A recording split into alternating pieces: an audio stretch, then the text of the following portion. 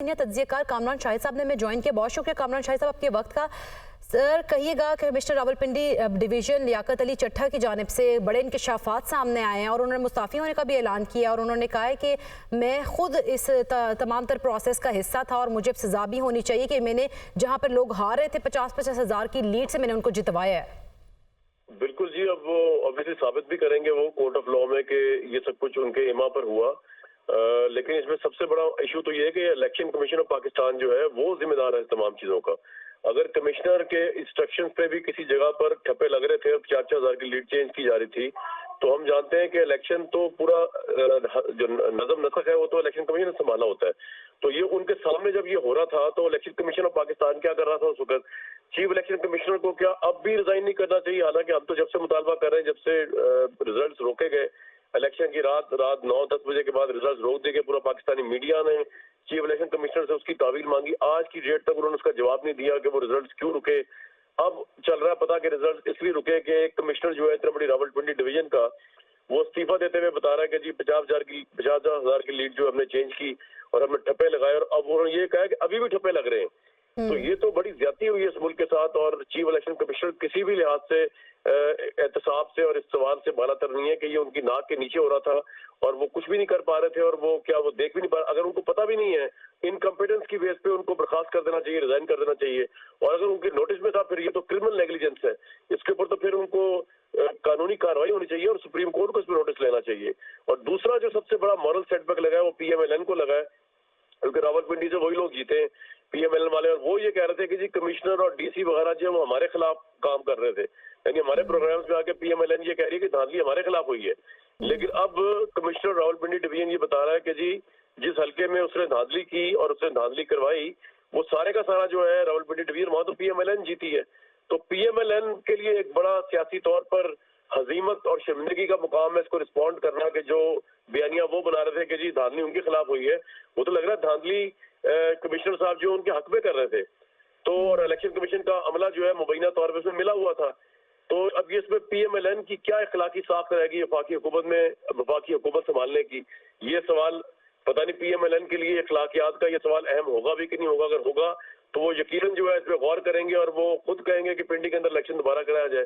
Chief election commissioner के लिए कितना बड़ा इखलाकी सवाल ये है, पता नहीं है भी कि नहीं है, कि ये इतना बड़ा मामला हो गया उनकी नाक के नीचे और टस से मस नहीं हो रहे, ना वो रिजाइन कर रहे हैं, ना वो उसकी कोई तौजीह पेश कर रहे हैं। वो तो कानून और सबसे बालातर बने हुए चीफ इलेक्शन कमिश्नर। और फिर सबसे बड़ा सवाल सुप्रीम कोर्ट ऑफ पाकिस्तान में है कि इस मुल्क में हमने देखा कि टमाटर के निर्ख बढ़ने पे भी सुप्रीम कोर्ट ने इसको नोटिस लिया। तो यहाँ तो इतने बड़े इलेक्शन का मामला चल रहा है, सुप्रीम कोर्ट क्यों इस पर इतनी खामोशी से सोई हुई है? उनको चाहिए इस पर नोटिस लें और इसको बुलाएं कमिश्नर को और पूछे इससे कि ये क्यों इस तरह कर रहा था, और चीफ इलेक्शन कमिश्नर को बुला के पूछें कि भाई आपका अमला ये क्यों कर रहा था इस तरह का काम।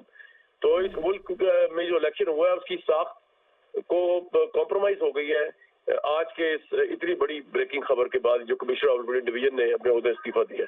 बिल्कुल कामरान साहब, ये जिस तरह से आपने कहा कि री इलेक्शन भी हो सकते, तो आप समझते हैं कि वाकई में इस सारे मामले के बाद जब इन्वेस्टिगेशन होती है तो फिर रावलपिंडी में री इलेक्शन होंगे?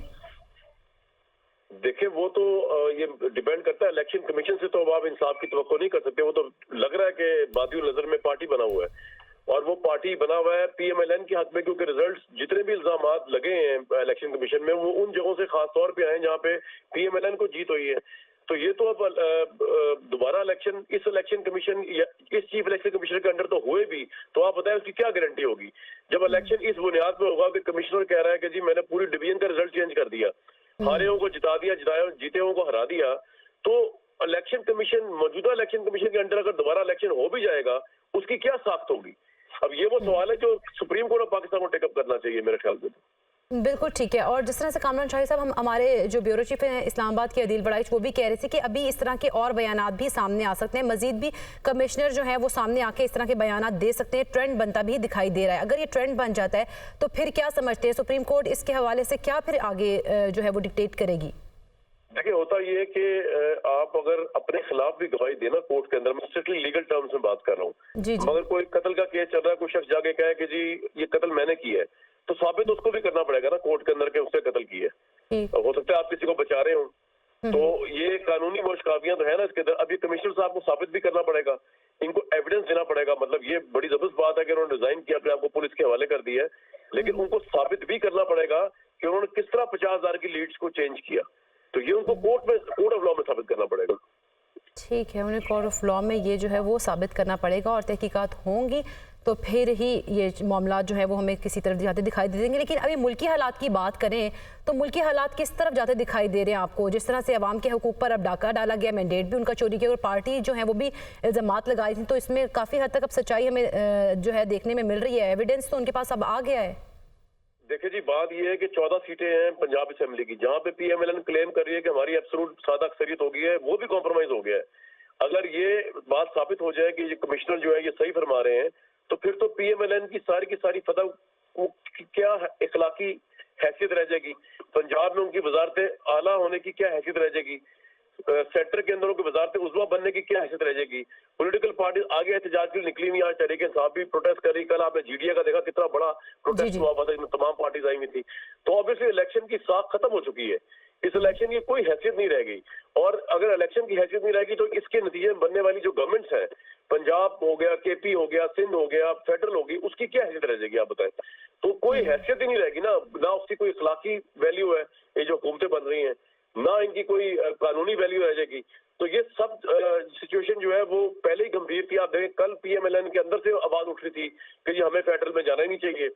अब जो है वो इतना बड़ा ये बॉम्बशेल गिर गया कमिश्नर रावलपिंडी की तरफ से, तो पीछे रह क्या गया है? मतलब इस इलेक्शन में अगर कुछ रह गया है तो वो कुछ भी नहीं है सिवाय इसके कि अब ये या तो इलेक्शन दोबारा हो जाए या फिर जो है पता नहीं इसका क्या सर पैर निकले, क्योंकि ये भी तारीख में कभी इस तरह हुआ नहीं जिस तरह पाकिस्तान में होता है। लास्ट टाइम आरटीएस बैठ गया था, अब की दफा इलेक्शन का पूरा रिजल्ट ही बैठ गया, रुक गया, और कोई जवाबदेही करने वाला नहीं, कोई पूछने वाला नहीं, कोई कोर्ट पूछने वाली नहीं इलेक्शन कमीशन को।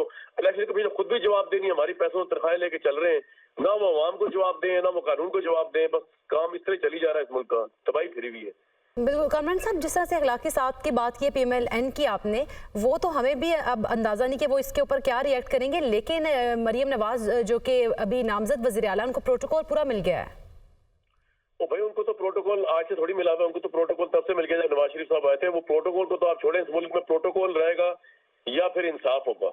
बात यह है कि या प्रोटोकॉल दे के देख लें या फिर कानून की बालादस्ती कर ले, देते रहे प्रोटोकॉल की क्या वैल्यू है? अभी यहाँ से अगर लाहौर से कमिश्नर उठ के ये कह दे कि जी ये सारे जो हल्के थे इसके रिजल्ट चेंज किए गए, तो आवाम ये बताएं, ये भी तो पाकिस्तानी तारीख में कभी इस तरह हुआ नहीं। अभी आमिर मीर साहब जो है उनका मैं सुन रहा हूँ बयान, वो यानी कि वो कमिश्नर रावलपिंडी की मजम्मत कर रहे हैं, बजाय इसके कि वो ये कहें कि जी ये बहुत बड़ा स्टेप उसने लिया और उस पर तहकीकात होनी चाहिए, देखेंगे, वो उसकी कर रहे हैं। वो कह रहे हैं उनकी दिमागी हालत ही ठीक नहीं है कमिश्नर रावलपिंडी, मतलब अंदाजा लगाएं इस मुल्क में हो क्या रहा है।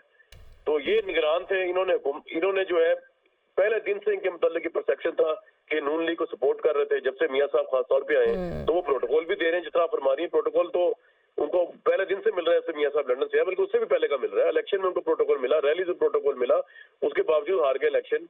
उसके बावजूद चल रहा है पता कि ये जो उनकी नंबर 2 पे पोजीशन है वो भी कॉम्प्रोमाइज्ड है एलिजिडली, वो भी उनकी पोजीशन नहीं है पीएमएलएन की। वो भी अब कमिश्नर उठ के जो है वो कह रहा है कि 14 सीटें और 14 सीटें प्रोविंस की और 7 सीटें कौमी असेंबली की हमने चेंज कर दी।